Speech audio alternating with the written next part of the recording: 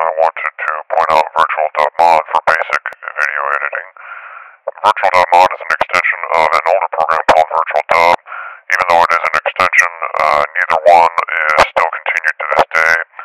The earliest version of VirtualDubMod is released in 2005, as you'll see here in this folder full of the installer files. You can see it's been discontinued since 2005, August 31st. If you click on the most recent one, though, you can still choose to install it. You have the all-inclusive installation folder here. It is still extremely useful despite its age. I've been using it thus far to encode all of the videos that I've been making for these tutorials. So I'm going to extract the all-inclusive zip into a folder of its own. So now it's installed, or rather it's extracted. It does not have an installer of its own. It will run directly from the package.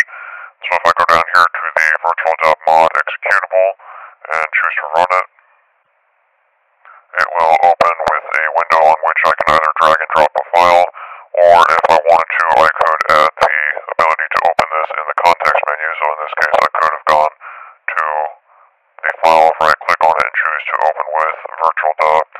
I can choose to also replace it with any number of other programs like that. And so, for example, here, I can resize the screen here, and the one on this portion here. This will allow me to see both the input and the output of whatever file it is I'm working on. Down here is a track bar that will show me from beginning to end all of the different frames and keyframes, the different types of frames that it can search for. To the bottom of that, you have the different searching commands. If I wanted to play the input, I can choose this one. If I wanted to play the output, I would choose this one. To be able to return to the beginning or the end of the file, I would use either of those. The ones in between will allow me to search one frame at a time. That's a little bit useful and a little bit not useful. If you wanted to do a major search, you would go from one keyframe to the next. And backing up from one keyframe to another is a little bit easier than backing up from one frame to another. Next to these, we have the beginning and end points. If I wanted to, say, put a point here and put another one at the beginning here, it would allow me to save this as its own file, just the portion between the endpoints, or I could choose to delete that portion. So I'll do that now just to demonstrate. Press delete. So now it has cut out everything up to the next camera change, or the change in camera angle. If I do it again later here, if I put an endpoint here and choose to cut off everything from there to the end, I now have a video that is roughly 5 seconds long. That's perfectly fine for what I want to demonstrate. Now, as far as being able to actually edit the video, you can crop or resize or fill. You can also change the resolution size or the ability to change how many frames per second are being displayed. In this case, you can see it is set to 60 frames per second, which is a relatively high number, which means if I play it back at a normal speed, it will appear to play in slow motion. In case your audio or video is out of sync, in this case it's out of sync by a very negligible amount. If I had to change it, I would pick that, and so the audio and video would be able to match up. However, since the audio from this file has been extracted or has been silenced, you don't have to worry too much about that. If I go up here to Stream List, it would be able to show me all the different audio or other streams that would be included in the AVI or whatever other type of file it is. And if I wanted to, I could save it as a WAV file or completely cut it out of the existing file. In this case, it's called demuxing. And so I could rename it as something else. And it will save it to the folder as an MP3 file because that's what this was. Otherwise, it may have trouble decoding it and responding to it. For now, I'm just going to click OK. Now, when working with video, you want to make sure that the compression you're using will work on the end result. The X264 video for window, this is a very advanced codec. The AVC actually stands for Advanced Video Codec.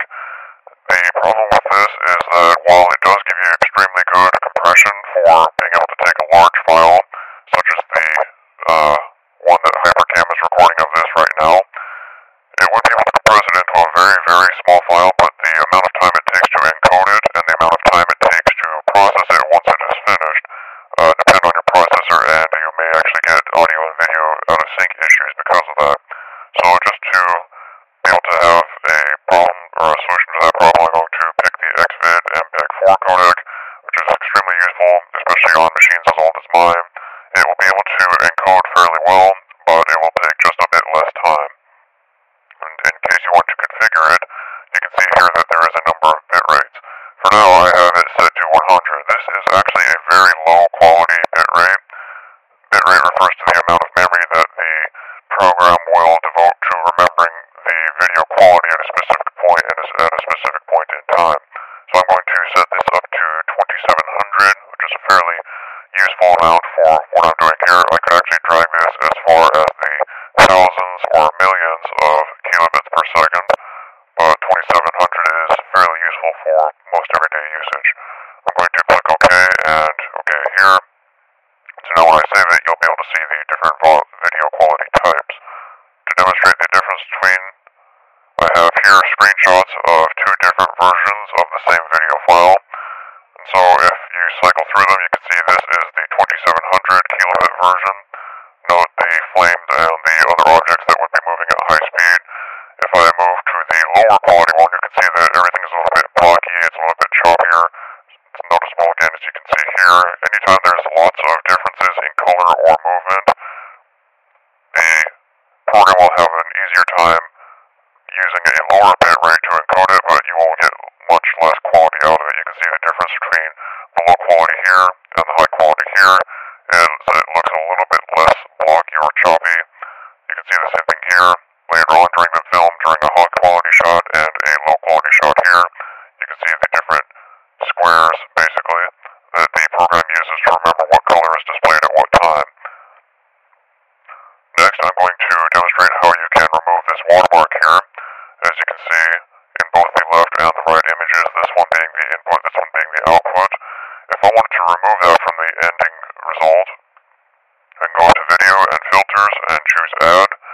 These are all filters that are included by default with VirtualDubMod. You can also add third-party extensions if you put them into the plugins folder.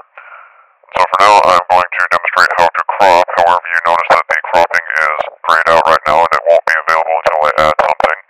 And so just to be able to add something that won't have any effect on the overall file, I can choose to fill. This would, if I chose to cover half of the screen like that, press Enter to accept and click OK. Now if I choose to play the output video, it will cover with black everything that was not covered by that gray bar. And so if I go back to the filters,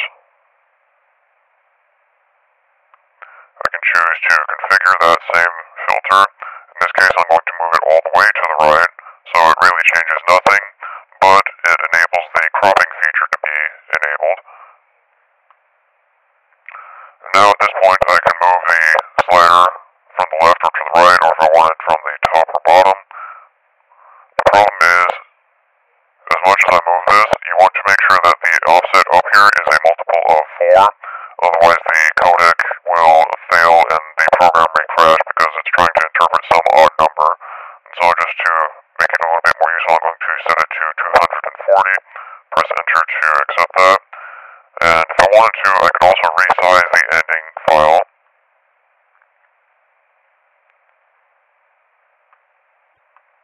to any size resolution I want. In this case, it will be set to a small enough resolution that I can play it on a portable pocket PC running Windows Mobile 6. However, if I wanted to have it keep the original size, I could have it set to that, and when I play the output file now, you can notice that it is stretched slightly. However, you can also notice that it has cut the globe off of the side. So I'm going to move this back to the beginning, and I'm going to go to Save As. And it's already set here as far as the video mode and the compression. If I wanted to, I could change the compression again here to wherever I like. And I can save it to the staging area. You can see there's a file there already. That is the video being recorded by Hypercam as I am working on this.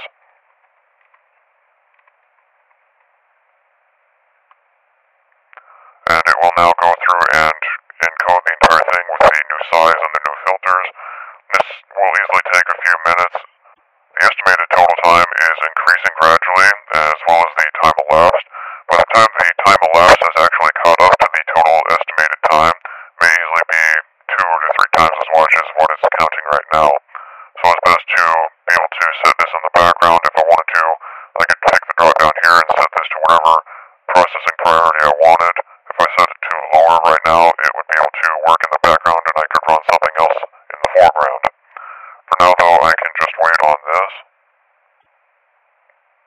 So now it's finished there. If I go back to the staging area, I can see the finished result is here.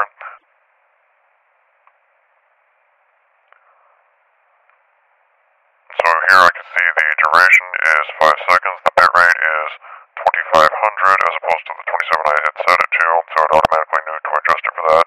The width and height have been adjusted as well to 1280 by 720, and it's playing at 60 frames per second. If I were to scroll down, you would also see the information for the audio, and if there were other streams as well, you would be able to see them there. As far as VirtualDubMod is concerned, that's about all you really need to know.